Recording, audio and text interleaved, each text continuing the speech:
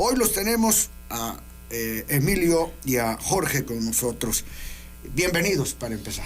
Muchas gracias, muy buenas tardes. Gracias, estimado Chuy, por invitarnos, y sobre todo es un tema que está hoy muy actual, ¿no? Porque después de, no solamente del triunfo de Jaime Milei en Argentina, sino porque también ha habido en otras partes, en Italia, en España, esta disrupción, ¿no?, de los grupos de la derecha extrema. Holanda. En Holanda, por cierto, recientemente. Y en Polonia, aunque hubo un grupo un poquito menos hacia la derecha radical. Pero bueno, estamos observando cómo ya no sabemos si el mundo se mueve de izquierda a derecha o derecha a izquierda, o así se mueve, de derecha a izquierda, de izquierda a derecha, ¿no? Pues parecía que en un momento dado América Latina se izquierdizaba y de repente como que pum, pum.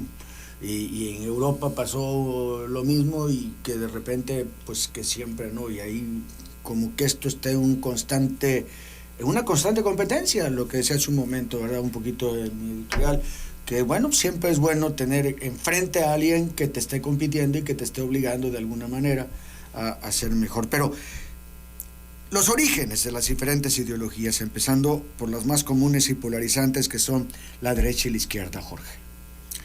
Bueno, primero quiero felicitarlos por 201 programas. Se dice fácil, pero hay que cumplirlos.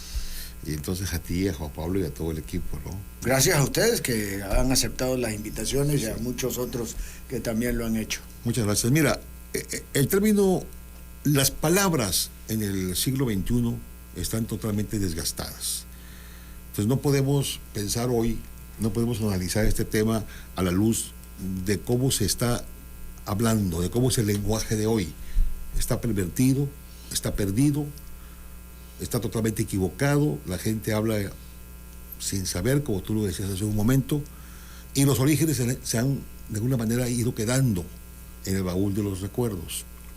¿Cuál es el origen del término izquierda y derecha? De hecho, Bobbio, en un libro que yo recomiendo ampliamente, señala que ya hoy los conceptos izquierda y derecha, pues no hay manera pues de encontrarles una, digamos, ¿para qué sirven? ¿Para qué sirve decir yo soy de izquierda o soy de derecha? O sea, entonces ha habido una irrupción de conceptos y de elementos para fortalecer algunos tipos de ideología o para fortalecer algunas formas del acto de gobierno. Porque una cosa pues son las palabras y otra cosa es el acto de gobernar. El gobierno tiene que ser siempre en favor de los que menos tienen. Hay un principio ahí, y ahí no hay ni izquierda ni derecha. O sea, el gobierno tiene que tratar en forma desigual a los desiguales. El gobierno tiene que ver que la libertad no afecte el hecho de que las personas carezcan de medicina, carezcan de casa, carezcan de trabajo, carezcan de oportunidades en general para salir adelante. O sea, no confundir el hecho de que porque te otorgo libertad, privilegio a un grupo, o privilegio a una élite dominante, o privilegio a unas personas que tienen todo frente a los que no tienen nada. Entonces, frente a este asunto, teóricamente hablando, la izquierda es la progresista, teóricamente hablando. La izquierda es la que tiene apertura. La izquierda es la que tiene la diversidad, la que incluye la diversidad en todos los sentidos. Pero esto va y viene. Entonces, si nosotros queremos situar el origen de dónde podemos establecer por qué izquierda, por qué derecha, incluso si tú revisas temas hasta bíblicos, siempre la izquierda o siempre el lado izquierdo, pues es el que menos bien le va. A la derecha están los justos, a la derecha, etcétera, etcétera. Podemos así entrar en diferentes cuestiones de este tipo, de lenguaje. ¿Dónde surgió el término izquierda y derecha? Bueno, básicamente producto de la Revolución Francesa. La Revolución Francesa transformó a la humanidad desde muchos puntos de vista. Desde el punto de vista político, desde el punto de vista social, económico. O sea, fue un rompimiento del estado de cosas que había. Pero era un derecha y un izquierda identificado con comportamientos, con una ideología. Sí, los jacobinos y los girondinos.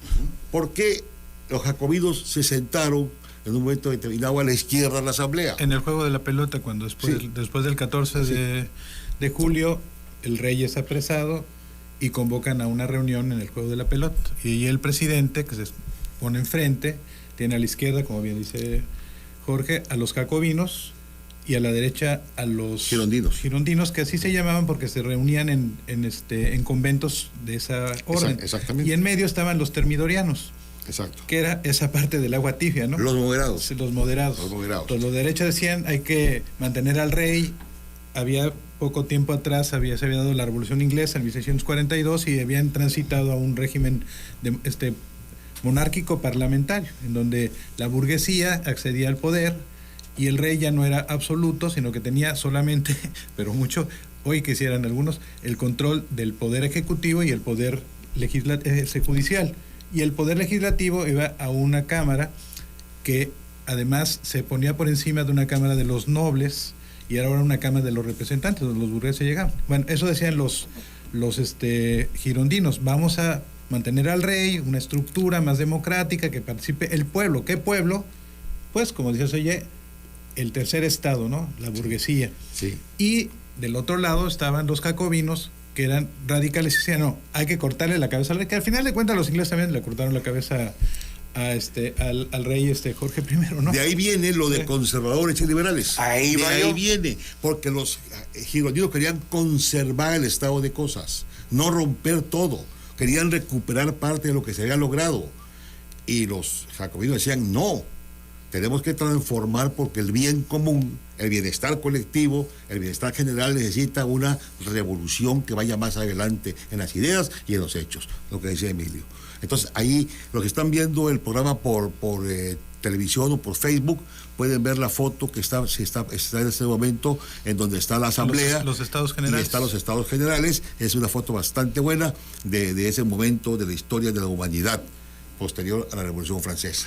Si me permite, porque para hacer este tema, creo que tenemos que ir un poco al tema. Las ideologías tienen que ser con ideas, ¿no? El concepto de ideología son ideas, y es donde el ser humano empieza a establecer criterios.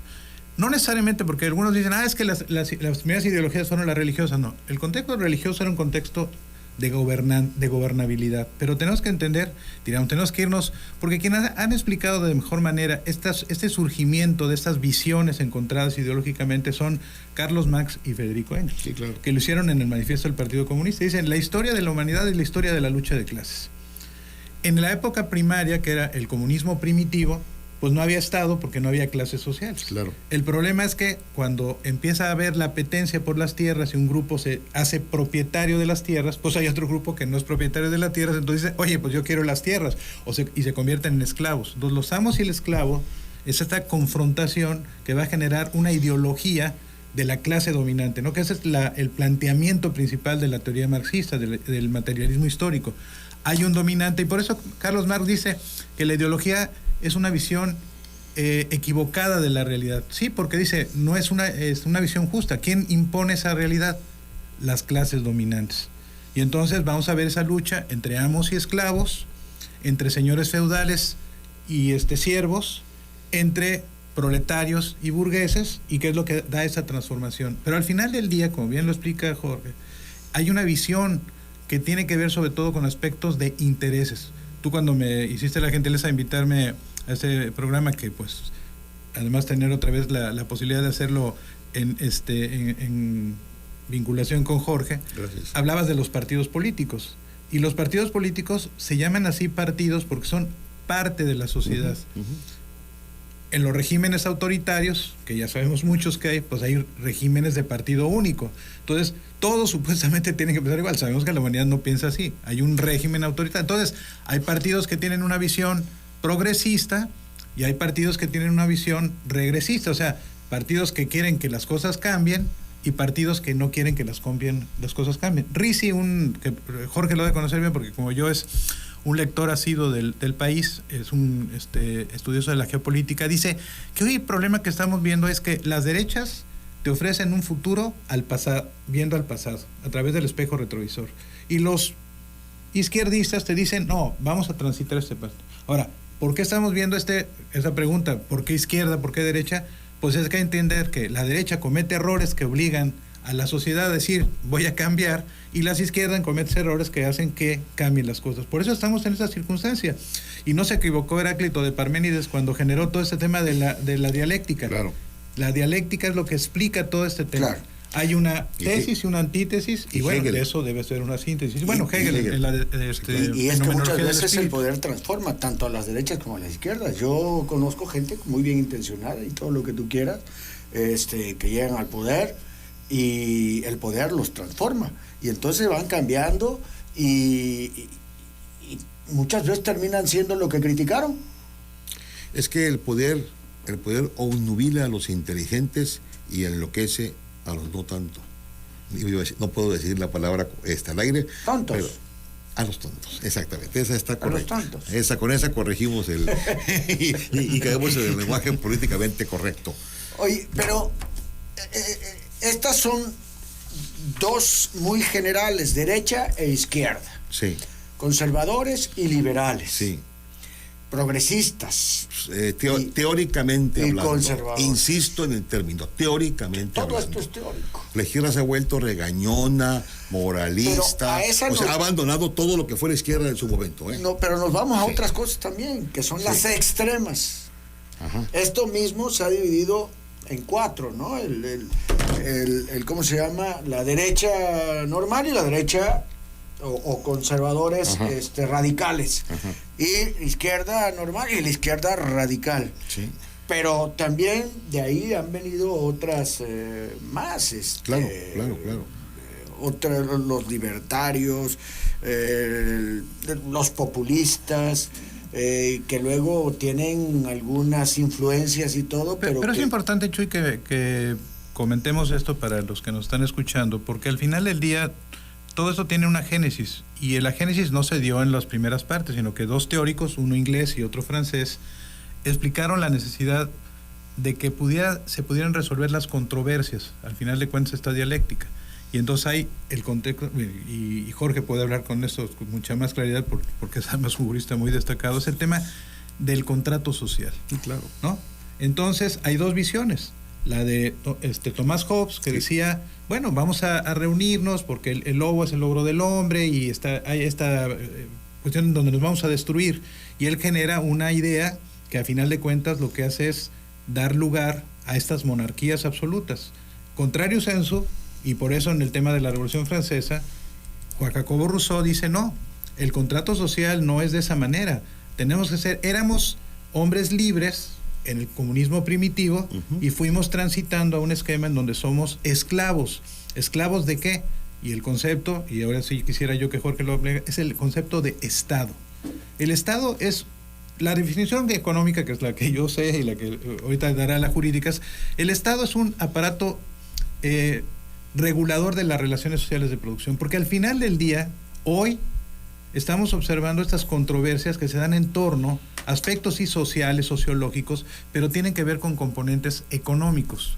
Y en ese sentido, Carlos Marx y Federico Sabanaya, Jorge nos puede dar el marco jurídico del Estado, el Estado de Derecho, ¿no? Como componente. Claro. Comentaba Emilio acerca del Estado. El Estado casi siempre es los ideólogos, los analistas, los politólogos, los juristas, lo sitúan en el rumbo de la Revolución Francesa. Pero no, el Estado viene de muy lejos, viene de la polis griega. O sea, la primera organización política que surge en la humanidad es la polis griega. Y ya ahí ya había ideología, ya había diferencias, ya había criterios encontrados, en donde la moral, por ejemplo, que está muy de moda en estos tiempos, a través de la izquierda, que he dicho, se ha vuelto muy moralista, ya participaba en la vida cotidiana de los atenienses y en general de los habitantes de la polis. Había unas leyes que eran las leyes de Solón, que le daban organización a esta primitiva forma de Estado, vamos a llamarle así. Y Aristóteles dejó establecido cuáles eran las formas de Estado correctas y las incorrectas. Llamó él formas puras y formas impuras de gobierno. Entonces, la forma pura de gobierno, por ejemplo, la democracia. La forma impura, la demagogia, por citar un ejemplo. La forma pura de gobierno, la monarquía. La forma impura de gobierno, la tiranía. Y así. Entonces, ahí hay una primera organización. Después Roma va a tomar tanto la idea de las leyes como de la organización del Estado. Y Roma genera tres diferentes figuras de Estado. Una que es la monarquía, justamente. Después tiene la parte de la República, que es cuando Roma tiene su esplendor, donde nace el Senado, por ejemplo. De ahí viene la palabra Senado, de los sedecentes, de las personas mayores, de las personas que ya tenían el temple para ser senadores, para controlar el ejercicio del poder, para controlar el ejercicio de la República. Pues República, recuerdo, es cosa pública, es res pública, cosa pública. Entonces el sentido republicano del gobierno. Luego estuvo el imperio. El imperio ya acabó con esta organización. Después entramos en una etapa un poco, digamos, complicada. Para algunos la más oscura de la historia, para otros, como yo, por ejemplo, no. Tiene de todo. Luces y sombras como toda la humanidad, que es la Edad Media. Toda esta situación que se da en el sentido de que lo avanzado se retrocede, lo que hace rato se comentaba. ¿Por qué? Porque muchas de las cosas que se habían logrado con las leyes griegas, con las leyes romanas, con el Corpus Juris Civilis, por ejemplo, con toda la organización política, se va pues por la borda, porque nacen los señoríos feudales. Nace en la etapa de la Edad Media una organización, ya explicaba lo de la tierra hace un momento Emilio, de manera muy puntual. Nace esta idea de que los señores feudales son los dueños, digamos, no solamente de la tierra, sino también de las personas. Entonces hay vasallos de los siervos. Entonces son vasallos, son siervos, y los estados se van moviendo dependiendo de la capacidad militar del señor feudal, se va moviendo. Todo eso va a terminar cuando surge ya lo que es una primera parte del Estado moderno, que es el Estado absoluto. El Estado absoluto, que es el que va a desaparecer, digamos, esta movilidad de territorio y gobierno, y de situaciones económicas en general, y de alguna manera va a controlar de una forma más efectiva tanto la cuestión política como toda la organización, pero ahí sí no hay participación de nadie más que de quien gobierna. Y ese ejemplo, esa forma de organizar políticamente a la sociedad tiene su cumbre en dos países europeos. Uno es Inglaterra, Reino Unido en general, y el otro es Francia, pero con diferencias sustantivas. Mientras que en Inglaterra hay una monarquía de carácter constitucional, por así decirlo, que incluso da origen a la primera constitución del mundo, la Carta Magna de 1215 de Juan Sin Tierra, en donde los nobles acotan el poder del rey, no en favor del pueblo, que quede claro, pero sí en favor de los nobles. Hay un cierto control ya de la actividad del rey, el rey Juan y otros. En Francia se va consolidando el Estado absoluto, despótico completamente, que es el Estado que va a generar el reinado, por ejemplo, de Luis XIV, que llegó a decir que él era el Estado. L'État c'est moi, el Estado soy yo, y tenía el control absoluto de la organización política de Francia. Entonces, aquí hay momentos importantes, ya con el paso del tiempo, por supuesto. Entonces, ¿por qué surge la Revolución Francesa? Pues para romper el estado de cosas que sucedían en Francia. Y esta Revolución Francesa va a tener una consecuencia en el norte de Inglaterra, la Revolución Industrial, que de la mano con lo que va a ser el nacimiento de los sindicatos, van a aparecer los líderes sociales, van a aparecer las nuevas formas de organización en defensa de los trabajadores, que van a ser ideológicamente consideradas para los partidos políticos. De hecho, en Inglaterra hoy todavía existen dos partidos importantísimos, que son el Partido Laboral y el Partido Conservador, el Partido Liberal. Si me permite un poco, Jorge, sí. Nada más, yéndonos un poco más atrás, porque quizás nuestros radioescuchas y los que nos ven en las redes sociales dirán, bueno, pero ese sentido de hoy, porque el punto básico del programa al que tú nos invitaste era el tema, ¿por qué este tema de las ideologías y por qué esta confrontación?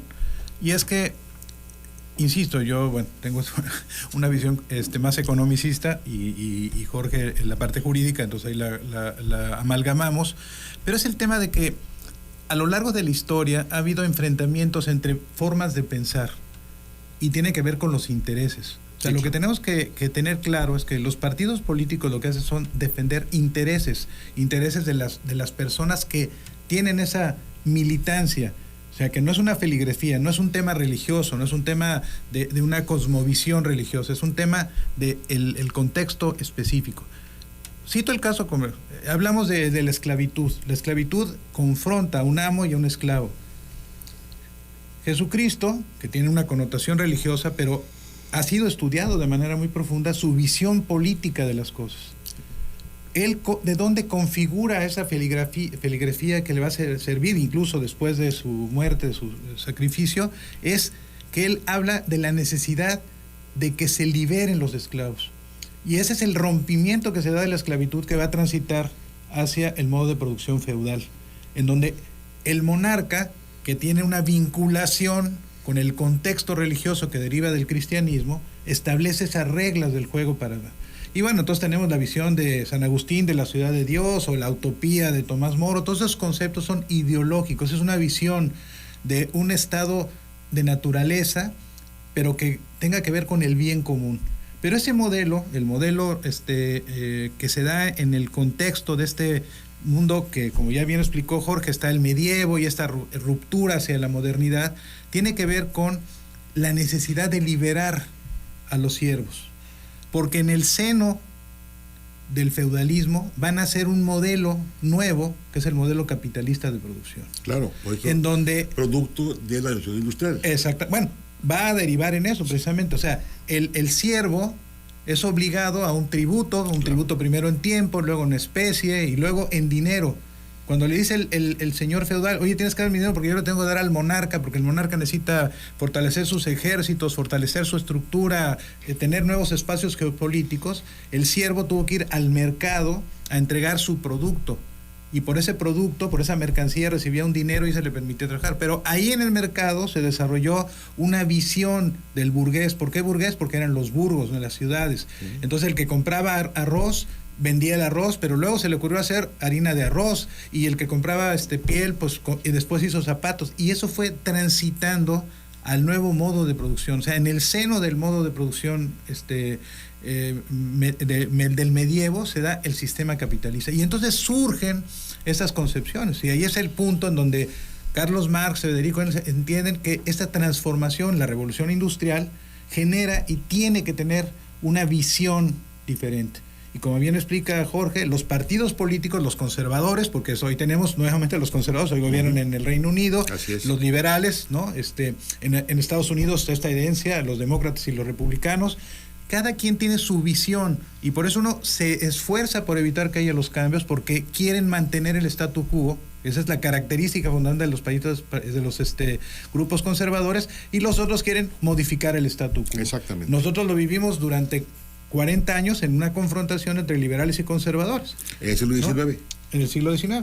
Los liberales querían un nuevo régimen, un nuevo modelo, con la influencia obviamente francesa, inglesa, etcétera, y los conservadores no, querían que se mantuviera el régimen que durante 300 años privó en nuestro país. Con la influencia española. Hasta que hubo la guerra de los 3 años con Juárez, se rompe esa estructura, y bueno, luego viene la invasión francesa, todo esto, pero así lo vemos. Y luego esa ideología liberal que encabeza Juárez y todo ese grupo, esa playa de personas, era un modelo ideológico y confrontaba contra los conservadores. Que no es el mismo modelo liberal de estos años, porque estos años el modelo liberal está marcado por 2 elementos básicos. Uno es la globalización neoliberal.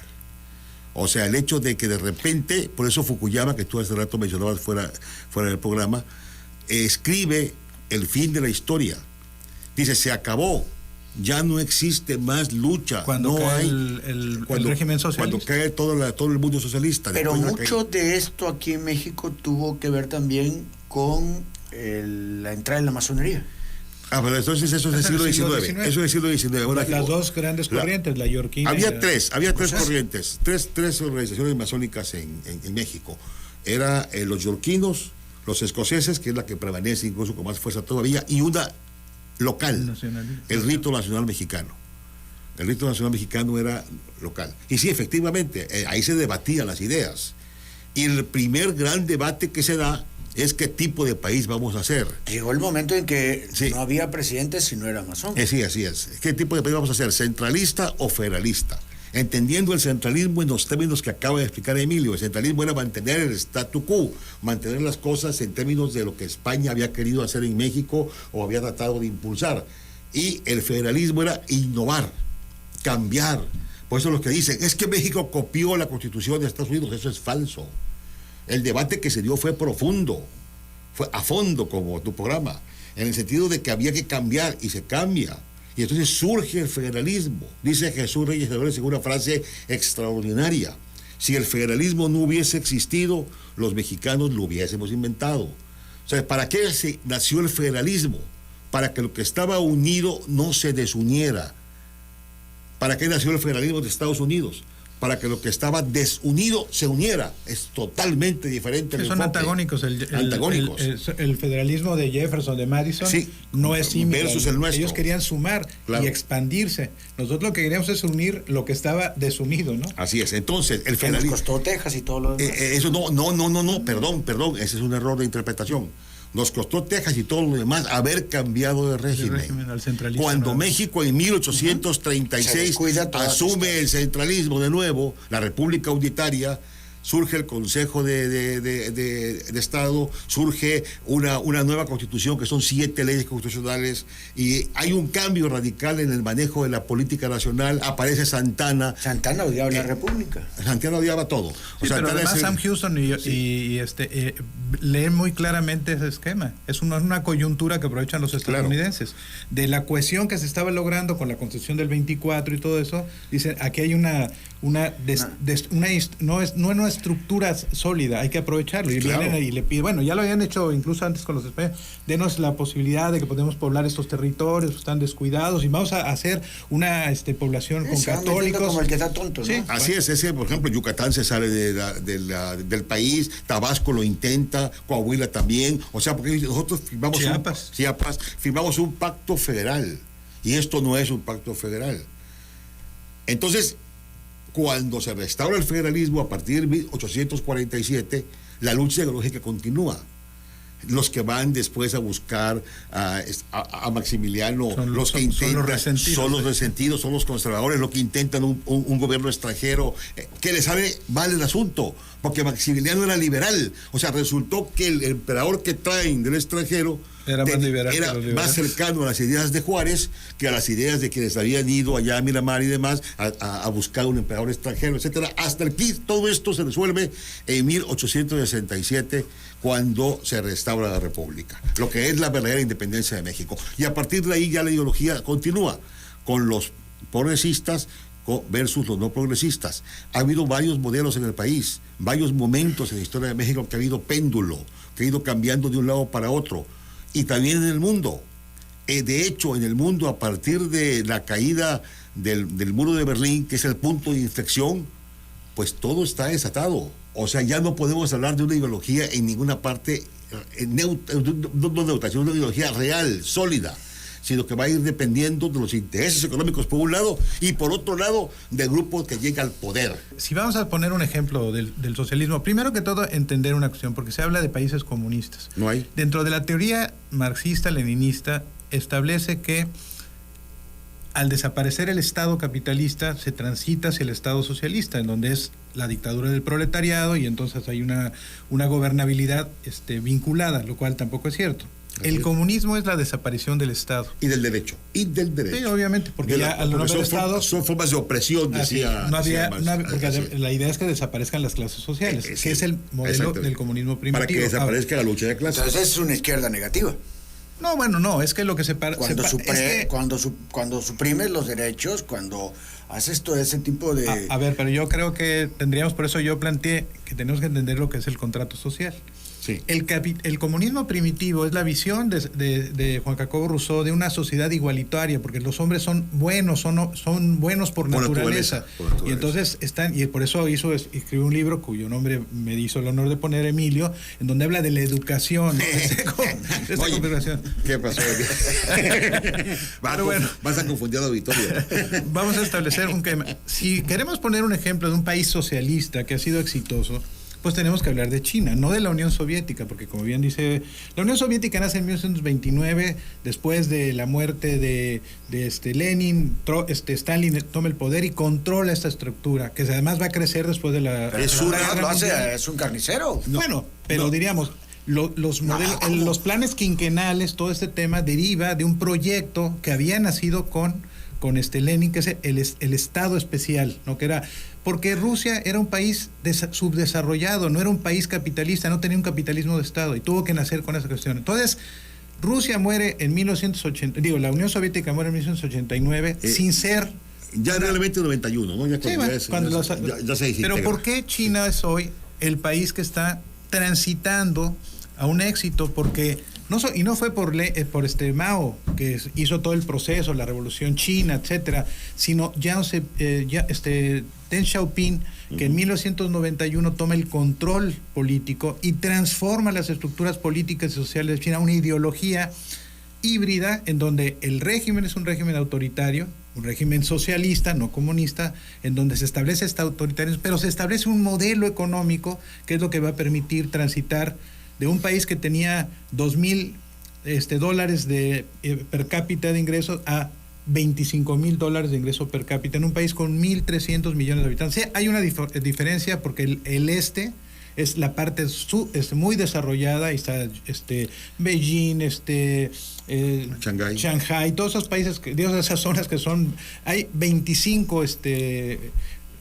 áreas de desembarco, puertos, ¿no?, de gran escala, y el oeste está en una parte todavía no desarrollada. Pero China, con la ruta de la seda, es hoy el proyecto de Xi Jinping para colonizar a los países latinoamericanos. Hoy, hace 2 semanas estuvieron en San Francisco, se reunieron Xi Jinping y Joe Biden, hablaron sobre el tema de la ruta, y 2 semanas antes Joe Biden convocó a todos los cancilleres de América Latina a que establecieran un proyecto, y vuelvo al tema de Tito porque es importante, una especie de ¿estás con melón o estás con sandía? ¿Estás con los chinos y la ruta de la seda o estás con nosotros?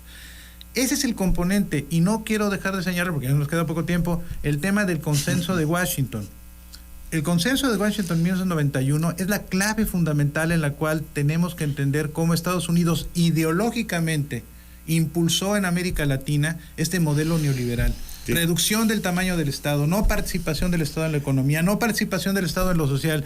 Y la crisis de la pandemia del COVID-19 refleja de manera muy significativa, aunque no lo quieran aceptar los que son fanáticos del neoliberalismo, que esa reducción del Estado fue la causa. Pero el socialismo chino es un socialismo capitalista. Es una burocracia de Estado. Es una burocracia de Estado. Es un modelo híbrido. Exactamente, una burocracia de Estado. O sea, no es un socialismo puro. No, es que no ha habido. Un socialismo, el socialismo más cercano tendría que ser el de Yugoslavia. Sí, yo creo que sí. ¿Será que no? Yo creo que sí. Difícilmente va a haber un socialismo puro. ¿Por qué?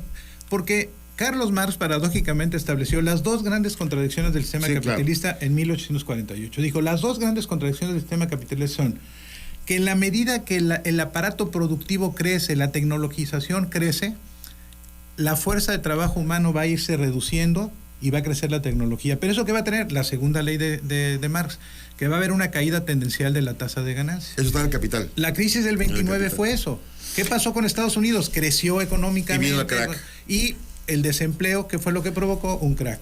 Así es. Ahora, es que es una especie de utopía. O sea, el marxismo-leninismo es una especie de utopía, porque, a ver, desaparición del Estado y del derecho, ok, van conjuntos. Desaparición de las clases sociales, desaparición de la propiedad privada de los medios de producción. Por eso yo no hablo de comunismo. Sí, no, el comunismo es que en China hay propiedad privada. Y llegar a la autogestión social comunista. Esa era la idea final, la autogestión, o sea, volver al origen, cuando todos, antes del contrato social, de que ya se señaló aquí de Rousseau, cuando todos vivían de manera, digamos, amigable, cuando no había ningún problema, cuando no había propiedad. Como en las comunidades cristianas, en las comunidades primitivas. No había confrontación. Entonces, eso se llama, en términos de la ideología del marxismo-leninismo, autogestión social comunista. Ahora, que no se da. Vamos al otro lado, la experiencia más exitosa de país capitalista en todos los que Emilio, que es capitalista, lo resuelva. Sin lugar a dudas, ya porque lo decía antes, estábamos platicando con Juan Pablo, el tema de obvio es que el sistema capitalista al nacer en el Reino Unido pues se convierte en la génesis, ¿no? Y ahí van a salir todos estos países que se convierten en industrializados. A costa, por cierto, porque hay que recordar que el oro y la plata que extrajeron tanto Portugal como España de nuestro territorio, claro, que lo llevaron hacia Europa, ni España ni Portugal transitaron a un modo de producción capitalista. Así es. Se convirtieron en países subdesarrollados, y toda esta ecuación que es muy importante y que nos escuchan, que estudian economía, esa ecuación dinero, mercancía, dinero, prima, es lo que establece la plusvalía. Entonces la plusvalía es el factor fundamental para la riqueza. Entonces Inglaterra conquista amplios territorios, pero fundamentalmente Estados Unidos, y ya lo explicó de manera muy puntual. Estados Unidos se convierte en una colonia próspera, pero ahí emerge esta visión de que el modelo capitalista no puede ser en la visión inglesa, tiene que ser un capitalismo diferente. Y ya nos preguntaba hace un rato, dejar hacer, dejar pasar, que era el proyecto específico de la Revolución Inglesa, es: Estado, tú no intervengas en la economía, déjanos que nosotros libremente hagamos. Ese es el concepto de liberalismo. Hay un país que podemos citar como ejemplo, Singapur, que ha entendido que la educación es el eje de toda transformación posible de un Estado. O sea, todo lo demás son cuentos de pescadores que arrullan el mar.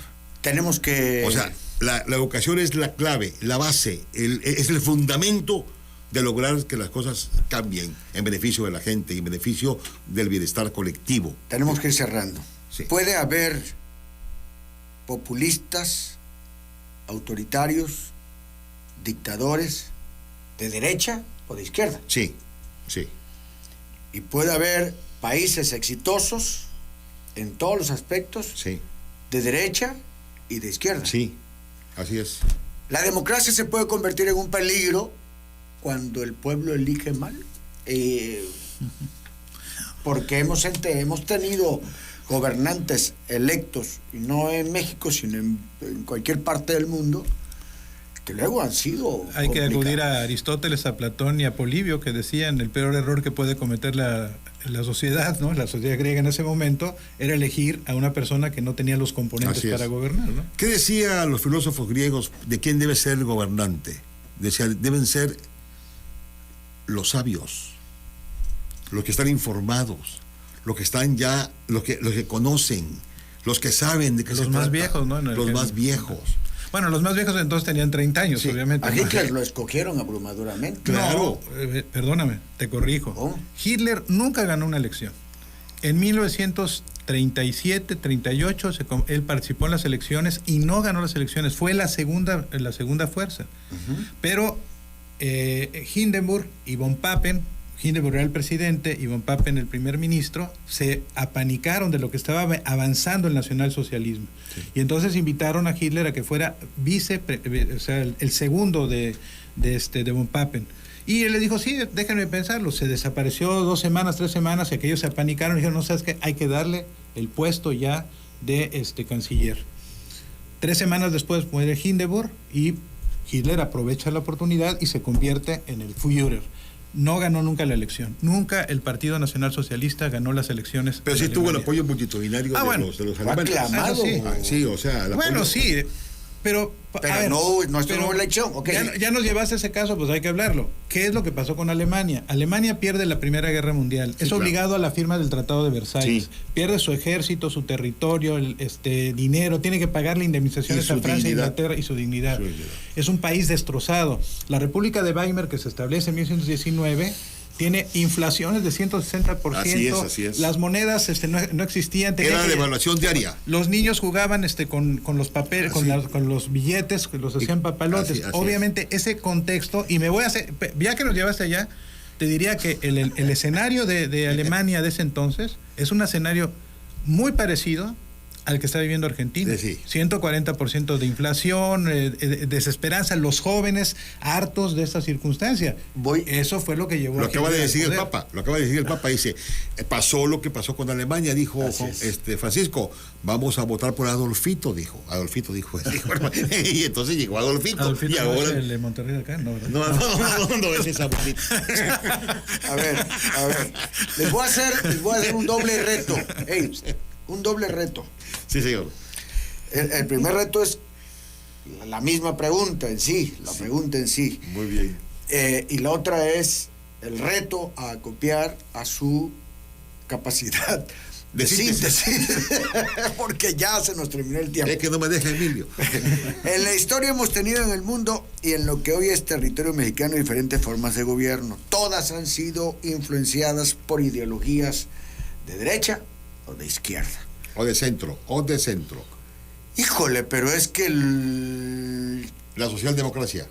es que el centro... Bueno, la pregunta es, ¿cuál nos ha funcionado mejor históricamente en nuestro país, Jorge Abdo? Socialdemocracia, sin duda ninguna. Esa es tu síntesis. En los tiempos en los que se combinó el nacionalismo revolucionario con la justicia social y el país optó por los más pobres y ayudó a consolidar un Estado que fincó económicamente en desarrollo estabilizador el futuro de todo lo que iba a ser para México y dejando en libertad o en cierta libertad las acciones y los compromisos del propio gobierno con el pueblo. Es una interacción. El nombre de un presidente que pueda representar esa época. Adolfo López Mateos. Emilio. Bueno, no, yo creo que el momento más de mayor lustre que tuvo México fue precisamente esta herencia de la Revolución Mexicana que termina en 1930 y que tiene como presidente a Lázaro Cárdenas. Creo que el haber hecho Lázaro Cárdenas un gobierno que se llamó incluso bonapartista, ¿no?, por encima de las clases sociales, fue lo que permitió en un momento determinado establecer una cohesión y poder realizar incluso movimientos tan significativos como la expropiación petrolera, que además fue entender la coyuntura, porque muchos decían que vamos a expropiar el petróleo cuando hay empresas holandesas, inglesas y norteamericanas. Y precisamente Lázaro Cárdenas entendió que era la coyuntura en la cual podía hacerlo, porque... Y ahí se fue al telegrama Zimmermann que le dirigió el que era el ministro de guerra de Alemania al presidente Carranza, diciéndole que se uniera a los alemanes y que se le devolvería el territorio perdido en la guerra del 46-47, que se le diera apoyo económico, la cual no contestó. Nunca contestó. Pero Wilson, que recibió el telegrama de Inglaterra, dijo hay que ayudar a Carranza. Bueno, Cárdenas entendió eso y permitió un elemento fundamental que hoy sigue siendo valor esencial en el aspecto ideológico político, que es la soberanía energética. Ahora quizá ya no sea la de los fósiles. También López Mateos propició eso con la reforma eléctrica, digo, la nacionalización. A Milei, ¿dónde lo podemos poner? Yo creo que está loco. Que en el basurero. En el basurero de la historia. Ninguna Mira, ideología. alguien que dice... No, si tiene una ideología, claro. A ver, tiene una ideología. Él mismo se define como anarco libertario economista. ¿Y eso qué puede ser? Lo que él quiera que sea. Entonces, Milei viene de la televisión, es un showman. O sea, el tipo aprendió... O sea, ¿a Argentina le ha ido mal y le va a ir peor? Sí. Mira, ¿Sí creen los dos eso? Bueno, ese es mi punto de vista. Te voy a plantear el escenario rápido, ¿no? Porque nos quedan como 3 segundos. Sí, pero muy rápido. Primero, tiene solamente 34 diputados en el Congreso. La gran mayoría son diputados pertenecientes al grupo de peronista y kirchneriano. 2, un grupo de Macri que lo apoyó de manera significativa. No tiene a ningún gobernante de las 34 provincias que integran Argentina. 2, no tiene los recursos necesarios. Él dice que cuando hay una falta de dólares se puede hacer la dolarización. Eso ya ocurrió en el año 2001, siendo Carlos Saúl Menem presidente de Argentina. Hicieron un esquema, un peso argentino, $1.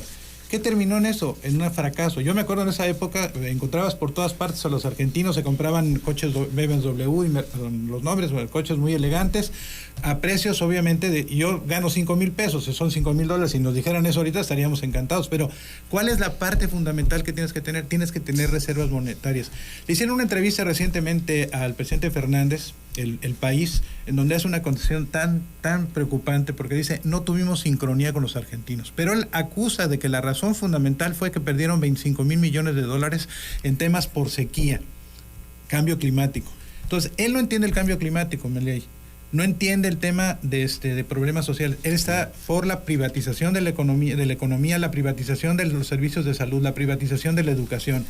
Entonces, nada más que yo quiero decir que todo lo que es cambios climáticos, terremotos, inundación, todo eso, perdón que yo lo diga, pero a mí me parece son pretextos. Alemaña estuvo destruida y se levantó de sus cenizas. Un país que quiere levantarse de sus cenizas lo puede hacer. Pero déjame decirte algo, no con un gobierno de esa naturaleza. Mira, porque Adolfo Hitler tampoco no levantó a Alemania de esa manera. Ve cómo está Argentina en palabras de Dickens, el autor de los años 1800. Ya nos tenemos que ir. Con esto concluyo. Es el mejor de los tiempos, es el peor de los tiempos. La época de las creencias y de la incredulidad. la era de la luz y de las tinieblas, la primavera de la esperanza y el invierno de la desesperación. Por eso ganó Milei en Argentina. Con eso termino. Ay, ay, ay. Pero yo te diría que, digo, no que Queridos las argentinas son, sí, bueno, pero yo te diría, en algunos meses lo vamos a ver, eso va a ser una crisis muy grave para Argentina. Porque lo que va a pasar, ya ocurrió 2 años después de Carlos Saúl Menem, el corralito famoso. Sí. Y fue una crisis económica de la cual no han salido los argentinos. Entonces, no es esa estrategia. Es una persona como Trump, como Bolsonaro. Y lo peor es que no tiene madre ni padre, porque él dice que están muertos. Entonces, no queda más que resistir en la democracia, porque la resistencia es fundamental en democracia. Lo único que yo fascinara de Argentina es un país en donde 73% de la población acudió a las urnas y decidió de manera libre. En un país en donde, por cierto, la vicepresidenta... Por eso digo que puede ser un peligro la democracia en algún momento. Claro, pero siempre ha sido así. Pero recuerda, la vicepresidenta es una negacionista de lo que hace en 81, fue todo Videla y todos esos grupos que fueron el 25 de septiembre castigados y metidos a la cárcel. Ella dice que no. Son los negacionistas del holocausto, de todas unas cuestiones, ¿no? Ese es el problema. Válgame Dios. Bueno, pero lo que es importante señalar al final del día es que la ideología no va a desaparecer. El fin de la ideología de Bell, eso no es ni tampoco el fin de la historia de Fukuyama. Lo que a mí me gustaría es que todo el mundo le quedara claro qué es en lo que cree, porque todo el mundo se dice o de izquierda o de derecha o de centro incluso, o centro derecha o centro izquierda. Ajá. Pero muy pocos saben verdaderamente qué es lo que están diciendo. Pero además, puros no lo hay, porque te puedes identificar con la izquierda, pero no puedes estar de acuerdo tal vez con algunas ideas progres. Una anécdota. O al revés. Una anécdota rápida. Cuando terminó el franquismo, vino la democracia en España y demás, a muchos españoles les preguntaban, ¿tú eres de derecha o izquierda? Depende cuando estaban. Muchas gracias, Gracias, Emilio. Gracias, Jorge. Vamos a ir a una pausa. Nos vemos el miércoles en Visión Empresarial. El miércoles en Visión Empresarial, por supuesto. Bueno, pues la pausa y regresamos con el Chichito y vamos a platicar sobre el Adviento.